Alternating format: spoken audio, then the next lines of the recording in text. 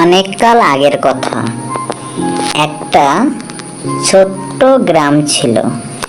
সেই গ্রামের পাশে ছিল একটা ছোট্ট বন বা জঙ্গল।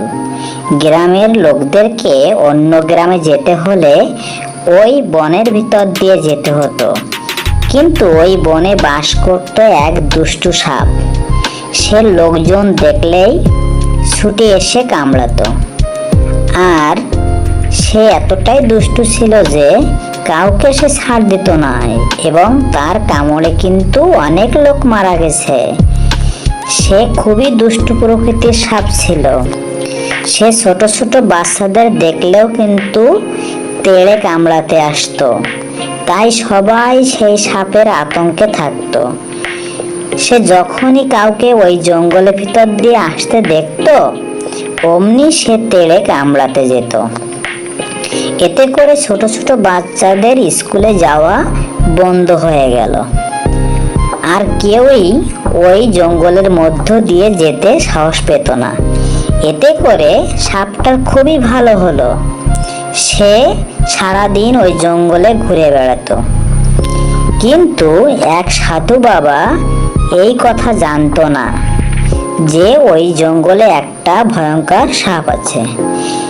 একদিন ওই সাধু ওই রাস্তা ধরে আসছিল, এবং সে আস্তে আস্তে সেই সাপের জঙ্গলের ভিতর প্রবেশ করে।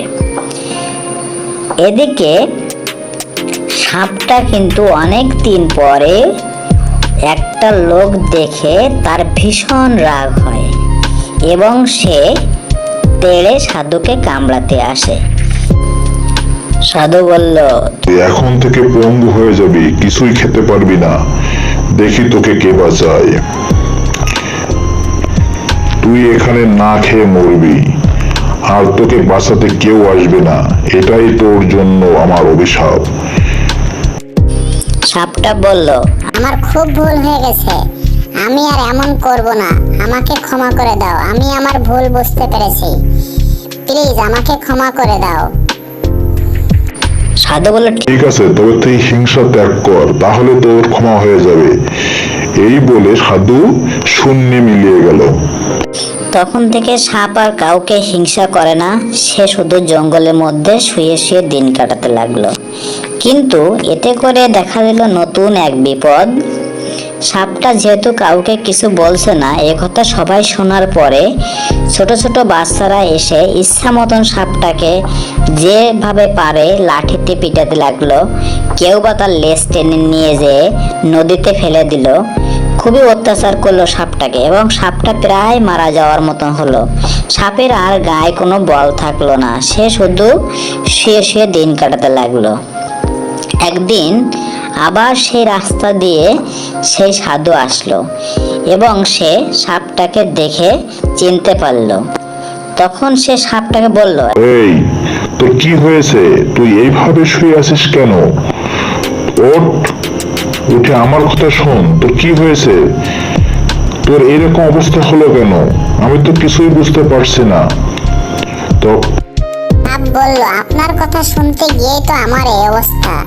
আমি কাউকে কিছু বলি না, এই জন্য যে পারে সেই আমাকে। সাধু তখন হেসে বলল, বোকা কোথাকার, আমি তোকে হিংসা ত্যাগ করতে বলেছি, কিন্তু তোকে তো আমি আত্মরক্ষা করতে নিষেধ করিনি।